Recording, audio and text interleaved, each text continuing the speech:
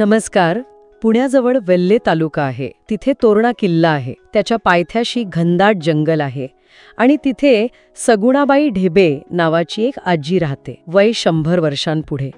आणि एकट्या राहतात त्या तिथे. एका लेखकाने त्यांची भेट घेतली होती. त्या भेटीचं वर्णन आहे आपल्याकडे. त्यातून त्यांचं आयुष्य थोडंफार समजतं. आपण हेच बघणार आहोत की सगुणा आजींचं हे एकाकी जीवन कसं आहे. खडतर तर असणारच, पण त्यातही त्या कशा समाधानी आहेत, त्यांची जीवनशैली काय आहे. चला तर मग सुरुवात करूया त्यांच्या घरापासून. त्यांचं घर आहे ना, ते तोरणा किल्ल्याच्या पायथ्याशी आहे, पण एकदम घनदाट जंगलात, झाडांमध्ये लपलेलं आहे.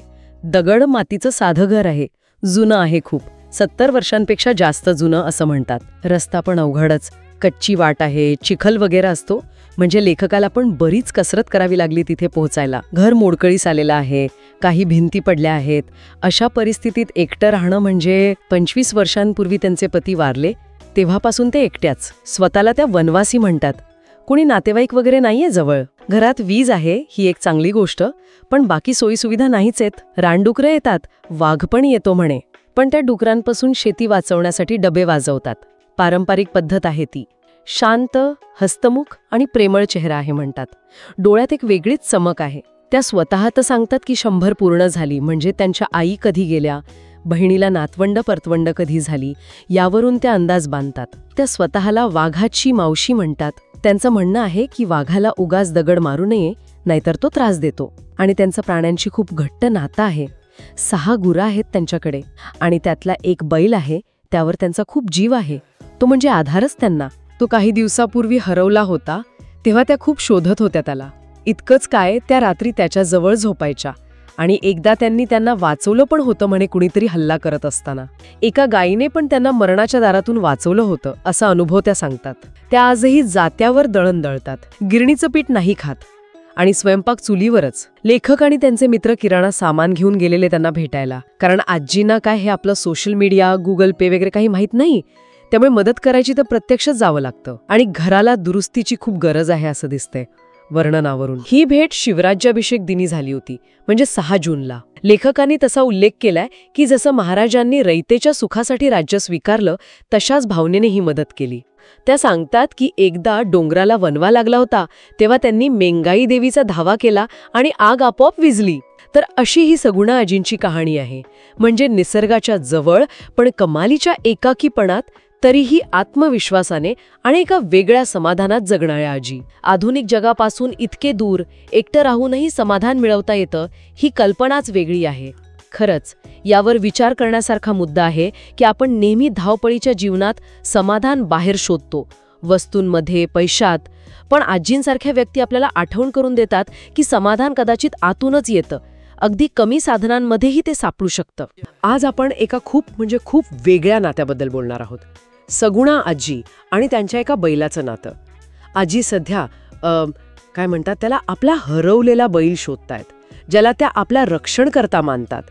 आपल्याला ही सगळी माहिती सगुणा आजी आणि तिचं रक्षणकर्ता बैल या शीर्षकाच्या काही स्रोतांमधून मिळाली आहे. आणि आपलं उद्दिष्ट आहे की एका वृद्ध स्त्रीचा, तिच्या प्राण्यावरचा हा एवढा विश्वास आणि त्यांच्या नात्यातली गुंतागुंत समजून घेणं. आणि असंही ऐकलंय की तो नुकताच एका कड्यातून वाचला होता, नाही का? हो, अगदी.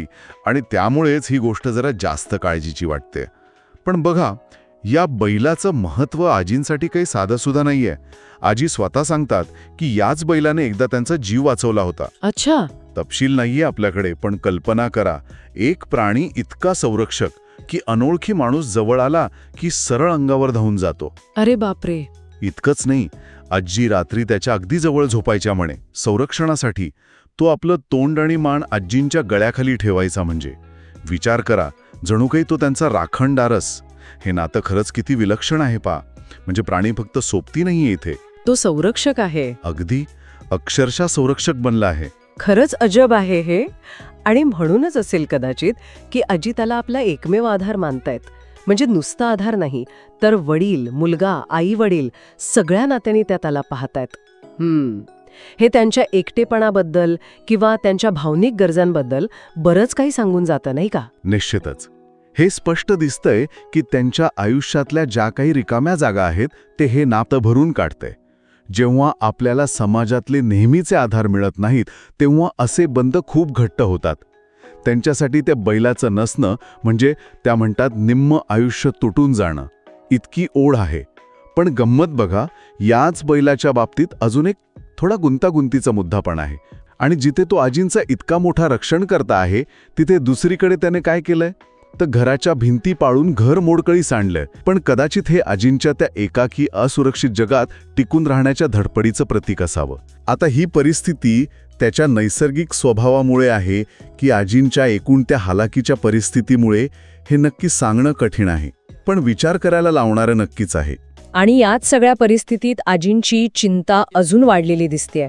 स्वाभाविक आहे, एकतर बैल गायब झालाय, त्यात त्यांना भीती वाटते की कोणीतरी त्याला मारलं असेल की काय, आणि दुसरीकडे त्यांना रात्री गोठ्यात असलेल्या बाकीच्या गुरांची पण काळजी घ्यायला जायचंय. त्यांच्याकडे सध्या 6 गुरं आहेत असं कळतंय. घर मोडकळीस आलेलं, त्यात हा रक्षण करणारा महत्वाचा बैल नाही. म्हणजे आजी सध्या खूपच असुरक्षित आणि एकाकी स्थितीत अडकल्यासारख्या वाटतायत. हा विरोधाभास त्या कशा हाताळत असतील, म्हणजे काही कळतंय का याबद्दल? थेटपणे नाहीये काही तसं, पण आजींची बैलासाठीची जी ओढ दिसतीये आणि त्याला शोधायची धडपड, त्यावरून असं वाटतं की त्यांच्यासाठी त्याची जी संरक्षक भूमिका आहे ती त्याच्या त्या विध्वंसक कृतींपेक्षा जास्त महत्वाची आहे सध्या तरी. ओके. प्राथमिकता त्याला परत मिळवणं हीच दिसते. तर थोडक्यात सांगायचं तर आज आपण सगुणा आजी आणि त्यांच्या बैलाच्या या अगदीच वेगळ्या म्हणजे असामान्य नात्याबद्दल बोललो. हे स्पष्ट आहे की हा बैल फक्त एक प्राणी नाहीये त्यांच्यासाठी, तो त्यांचा भावनिक आधार आहे, रक्षणकर्ता आहे, कुटुंबच आहे. त्याचं हरवणं आणि घराची पडझड यामुळे आजी सध्या एका मोठ्या संकटात आहेत, हे नक्की. हो, खरंय. ही कहाणी आपल्याला सोबतीच्या आणि संरक्षणाच्या ज्या मानवी गरजा असतात, आणि फक्त मानवीच नाही तर मानवे तर प्राण्यांसोबतच्या नात्यातल्या गरजांबद्दल पण खूप काही सांगून जाते. विशेषतः जेव्हा आपले पारंपरिक सामाजिक किंवा कौटुंबिक आधार कमी होतात किंवा नसतातच, तेव्हा माणसं आणि प्राणी यांच्यात असे भावनिक आणि संरक्षणात्मक बंध तयार होऊ शकतात. आणि ते किती पराकोटीचे घट्ट आणि कधीकधी असे गुंतागुंतीचेही असू शकतात, हा विचार करण्यासारखा मुद्दा आहे. त्यांच्या जगण्यासाठी हे नातं किती महत्वाचं ठरतं हे यातून अगदी स्पष्ट दिसतंय. त्यांची हिंमत, प्राण्यांवरचं प्रेम, त्यांचं ते वाघाची मावशी असणं आणि ते खडतर वास्तव, सगळंच आपल्याला विचार करायला लावणार आहे. खरंय. यातून काय महत्वाचं वाटतं? मला वाटतं 2 गोष्टी महत्वाच्या आहेत. एक म्हणजे माणूस कितीही प्रतिकूल परिस्थितीत टिकून राहू शकतो, जुळवून घेऊ शकतो, ही क्षमता अफाट आहे. हो. आणि दुसरी गोष्ट म्हणजे एकाकीपणात निसर्ग आणि प्राणी हेच कसे सोबती बनतात, आधार बनतात, हे आजींच्या उदाहरणातून स्पष्ट दिसतं. अगदी. आधुनिक जगापासून इतके दूर एकटं राहूनही समाधान मिळवता येतं, ही कल्पनाच वेगळी आहे. हो ना. खरंच यावर विचार करण्यासारखा मुद्दा आहे की आपण नेहमी धावपळीच्या जीवनात समाधान बाहेर शोधतो, वस्तूंमध्ये, पैशात.